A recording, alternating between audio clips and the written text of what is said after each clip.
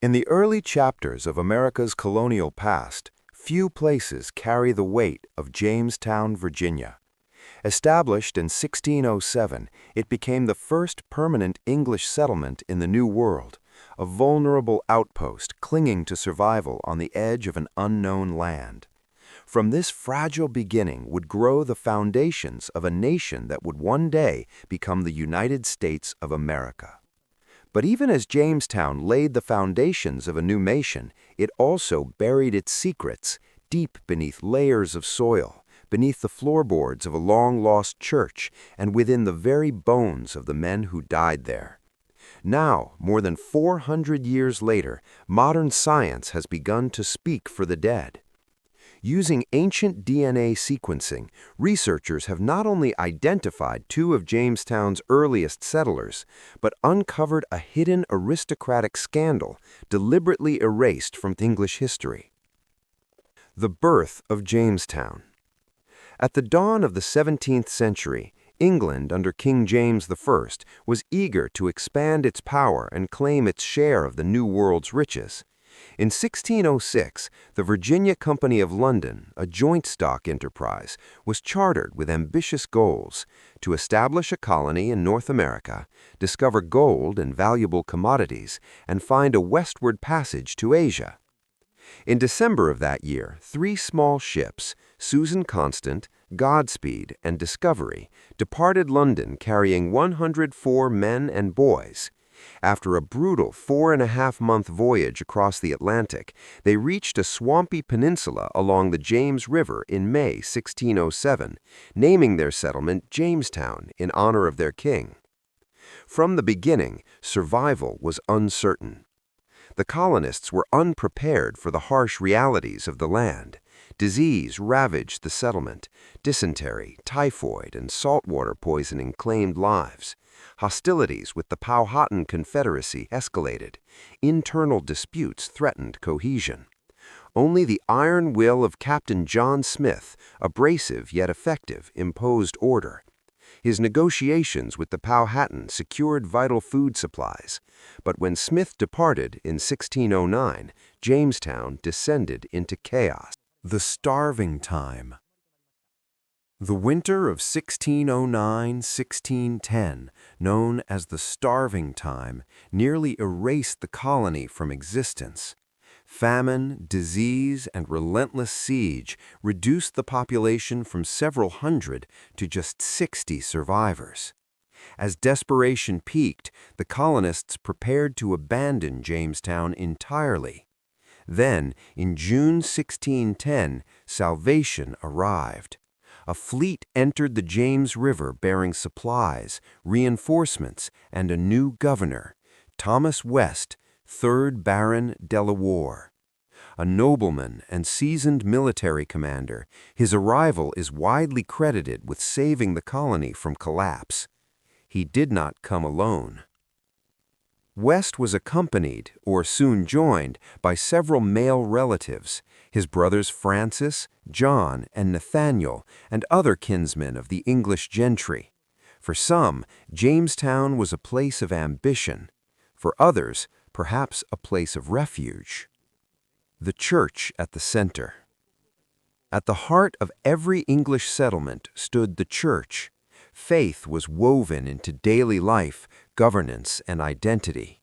Jamestown's first church was little more than a crude structure, erected shortly after arrival.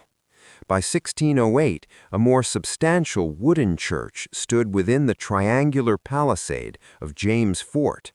This church served not only as a place of worship, but as a burial ground for the colony's most prominent figures, following English tradition. It is within the archaeological footprint of this 1608 church that a remarkable discovery would unfold centuries later. Unearthing the dead.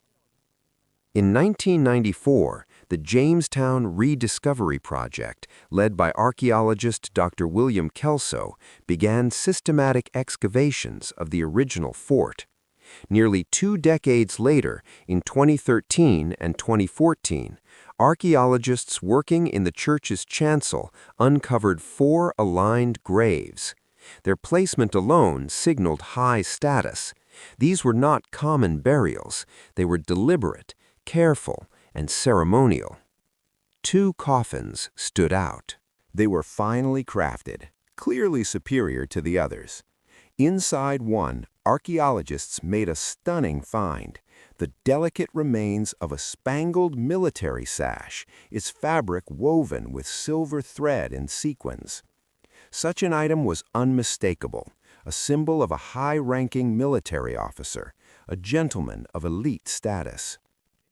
Identifying the dead. Using burial context, skeletal analysis, age estimation, and colonial records, letters, logs, and official documents, researchers began identifying the men. The officer buried with the sash was believed to be Captain William West. Colonial records state that a Captain William West, a kinsman of Governor Thomas West, arrived in Jamestown in June 1010 aboard the same ship as the governor. His time in Virginia was brief. He was killed during a skirmish with Powhatan warriors in late 1610 or early 1611, likely in his early 20s.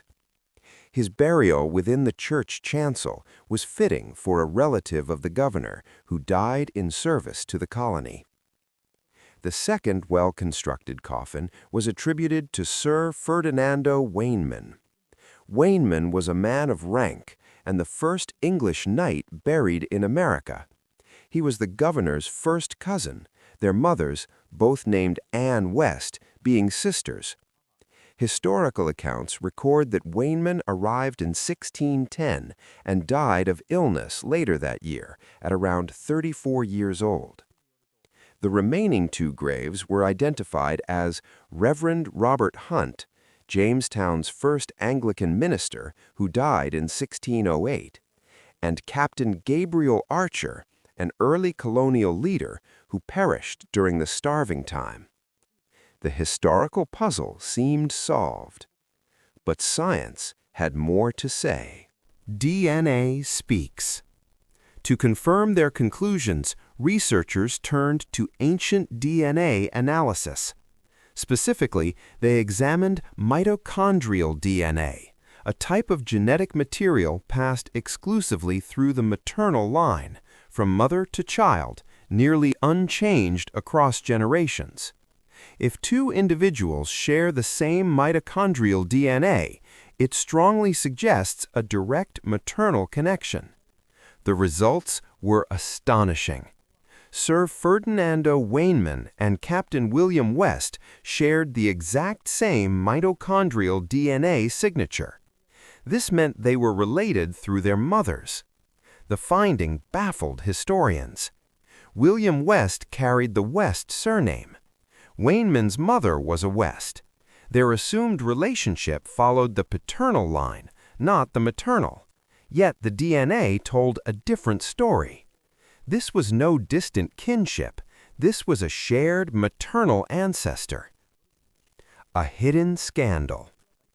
Prompted by the genetic evidence, historians returned to the archives with fresh eyes.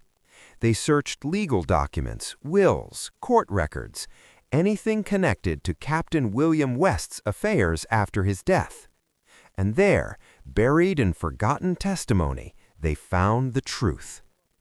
Captain William West was not the legitimate son of Lord Delaware's brother. He was the son of Elizabeth West, the governor's aunt, and Elizabeth West had never married. In the rigid social order of 17th century England, illegitimacy among the aristocracy was a profound scandal. Such children were often supported, educated, and advanced, but their true parentage was quietly concealed to protect family honor and inheritance. William West had been acknowledged, elevated, and given opportunity, but his birth was deliberately erased from official history. Until now. Science unmasks history.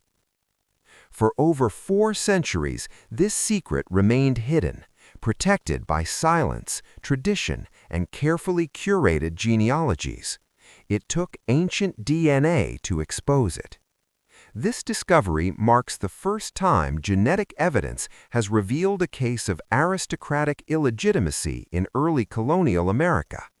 It proves that even the most carefully guarded secrets can be unearthed if science knows where to look. And it raises a haunting question. If one buried grave can rewrite history, what else lies waiting beneath our feet? What other stories, forgotten, suppressed, or erased, are still hidden in the soil? The earth remembers, and now, at last, it is beginning to speak. Thanks for watching. If you enjoyed this story where science meets history, be sure to like, subscribe, and continue exploring the mysteries of our past.